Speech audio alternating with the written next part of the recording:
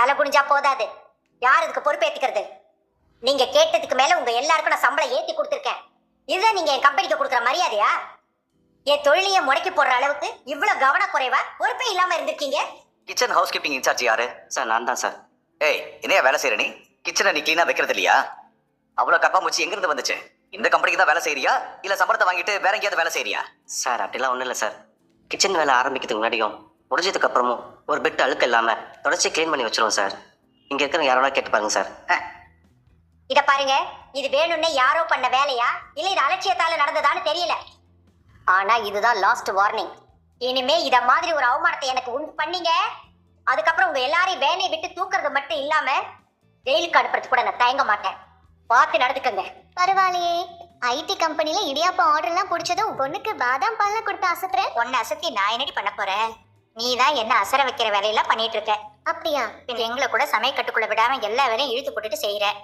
இப்படி உழைக்கிற உனக்கு உடம்பு தெம்பா இருக்க வேண்டாமா? கண்மணி கண்மணி கண்மணி, உனக்கு ஒரு விஷயம் தெரியுமா? சித்தி, சித்தப்பாவோட நைட் ஷோ படத்துக்கு போறீங்களா?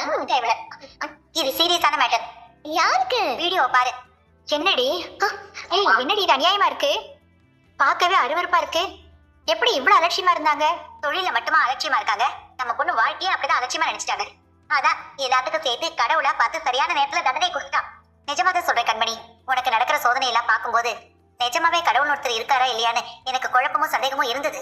ஆனா கடவுள் இருக்காரு கண்மணி, அதனாலதான் இது எல்லாமே நடக்குது. அவ்வளவு பேருக்கு முன்னாடி நம்மளை அவமானப்படுத்தி பேசினாங்கல்ல, அப்ப நமக்கு எவ்வளவு வலிச்சிருக்கோம். பண திமுறதானே அவ்வளவு ஆட்டம் ஆடினாங்க. இப்ப அவங்களோட கொட்டை எப்படி அடங்கி போச்சு பாத்தியா? தப்பு பண்ணிட்டு எவ்வளவு அசியமா கெஞ்சுறாங்க பாரு. ஆனா இதெல்லாம் அவங்களுக்கு பத்தவே பத்தாது, இன்னும் நல்லா அனுபவிப்பாங்க பாரு. நீ எதுக்கு சாபம் விடுற மாதிரி எல்லாம் பேசுற? என்னக்கா, உனக்கு அவங்க செஞ்ச கொடுமையெல்லாம் மறந்துட்டியா? சித்தி, அதெல்லாம் விடுங்க. அம்மாவை அவங்க அவமானப்படுத்தினதுக்கும் இதுக்கும் எந்த சம்பந்தமும் இல்லை. அன்பை என்ன அலட்சியப்படுத்திட்டாரு, அவங்க நம்ம குடும்பத்தையே அவமானப்படுத்திட்டாங்க. அதையெல்லாம் விட்டுருங்க. சாப்பாடு பொருள்ல கருப்பாம்பூச்சி கிடைக்கிற அளவுக்கு அன்பை கேர்லெஸ்ஸா இருக்க மாட்டாரு, அதுக்கு வாய்ப்பே இல்லை. கிச்சன் மெயின்டெனன்ஸ்ல அவர் எவ்வளவு ஸ்ட்ரிக்டா இருப்பாருன்னு எனக்கு தெரியும்.